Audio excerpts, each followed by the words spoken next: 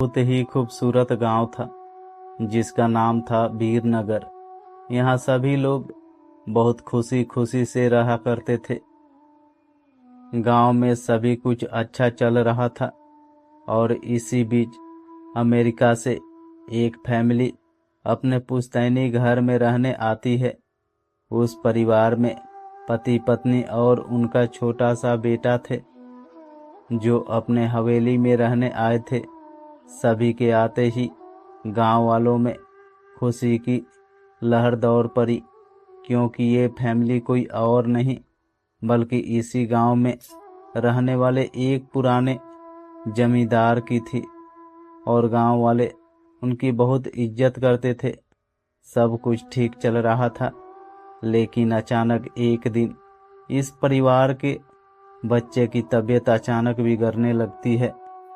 सभी को लगता है मौसम का परिवर्तन हुआ होगा, लेकिन बात तो कुछ और ही थी। धीरे धीरे लड़के का चेहरा नीला पड़ने लगा। आनन फानन में परिवार ने डॉक्टर को बुलाया और डॉक्टर को भी कुछ समझ नहीं आया तो उसने पास में ही बने एक हॉस्पिटल में उन्हें स्वास्थ्य परीक्षण के लिए आमंत्रित किया ताकि बच्चे की बीमारी का पता लगाया जा सके। परिवार ने डॉक्टर की सलाह अनुसार हॉस्पिटल जाना जरूरी समझा।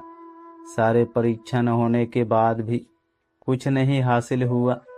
जैसे ही सारा परिवार गांव पहुंचा तो गांव के कुछ बुजुर्गों ने बच्चे की हालत देखकर उन्हें ओझा के पास जाने को कहा। आज भी गांव में पुराने रीति रिवाज के अनुसार झाड़ फूंक करके इलाज करने की प्रथा कायम है। परिवार सभी सदस्य बच्चे के लिए ओझा के पास भी जाने को तैयार हो गया।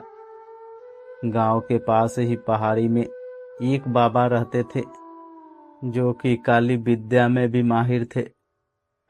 जैसे ही उनके आश्रम की सीढ़ियों में वो बच्चा अपने परिवार के साथ पहुंचा तो ओझा जोर जोर से चिल्लाने लगे, तू क्यों आई है?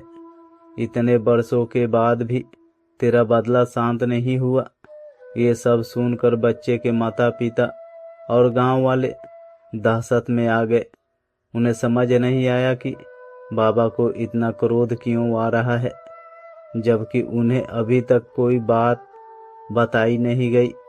लेकिन बाबा तो काली माया में पारंगत थे, इस वजह से उन्हें रूहानी ताकतों को पहचानना आता था।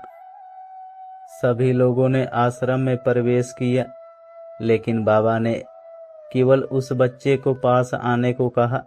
बच्चे की हालत बहुत ही खराब थी। उसकी आंखें लाल हो चुकी थी, उसका शरीर नीला दिखाई पड़ रहा था और उसके शरीर का तापमान आम बुखार से कहीं ज्यादा था। ओझा ने विभूति उठा करके बच्चे के मुंह पर फेंका। बच्चा जमीन पर लेट गया और जोर जोर से हाथ पैर हिलाने लगा। किसी को कुछ नहीं समझ आ रहा था कि बाबा की विभूति से क्या चमत्कार हुआ कि बच्चा अपने आप जमीन पर लेटकर ऐसी हरकतें करने लगा। तभी अचानक बच्चा अपने पैर की अंगुलियों के बल पर खड़ा हो जाता है और बहुत ही खूंखार औरत की आवाज में ओझा को उसके पुराने नाम से बुलाया, अरे वो प्रेमनाथ, मैं तुझे नष्ट कर दूंगी। लड़के का ऐसा स्वर सुनकर उसके माँ बाप घबरा गए। लड़के को इस अवस्था में देखकर उन्हें कुछ समझ नहीं आ रहा था कि ऐसा क्यों हो रहा है। तभी ओझा ने एक मंत्र पढ़कर बच्चे को अपने काबू में किया। सारे गांव वाले ओझा से पूछने लगा, बाबा ये सब क्या है? यह बच्चा ऐसा क्यों कर रहा है? तभी ओझा ने बताया कि इसके अंदर कोई चुड़ैल आ चुकी है जो कि आज से 70 साल पहले चोरी के आरोप में जिंदा जला दी गई थी। उसे ऐसी सजा देने वाले कोई और नहीं बल्कि इसी बच्चे के दादाजी थे और वो चुड़ैल अपना बदला लेने इसलिए आई है क्योंकि वो गर्भवती अवस्था में जिंदा जली थी और उसके कोख में पल रहा मासूम बच्चा भी जल गया।